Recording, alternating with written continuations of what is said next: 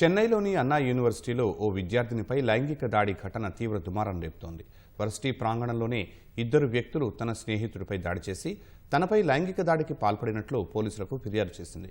ఈ ఘటనపై తీవ్ర ఆగ్రహం వ్యక్తం చేసిన విపక్షాలు తమిళనాడులో శాంతి భద్రతలు మరింత దిగజారాయని ఆందోళన వ్యక్తం చేశాయి.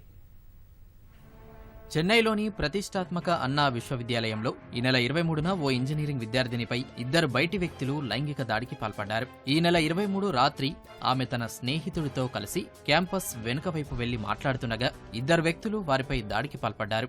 ఈ క్రమంలో విద్యార్థిని స్నేహితుడు అక్కడి నుంచి పారిపోగా ఇద్దరు గుర్తు తెలియని వ్యక్తులు తమపై లైంగిక దాడికి పాల్పడినట్లు బాధితురాలు రాజా అన్నామలైపురం మహిళా పోలీస్ స్టేషన్లో ఫిర్యాదు చేసింది. ఆ మేరకు పోలీసులు కేసు నమోదు చేసి దర్యాప్తు చేస్తున్నారు. లైంగిక దాడి ఘటనపై చెన్నైలో తీవ్ర దుమారం రేగింది. ఎస్ఎఫ్ఐ వంటి విద్యార్థి సంఘాలు యూనివర్సిటీ ఎదుట ఆందోళనకు దిగాయి. బాధితురాలికి సత్వరమే న్యాయం చేయాలని, దర్యాప్తు పారదర్శకంగా జరగాలని డిమాండ్ చేశారు.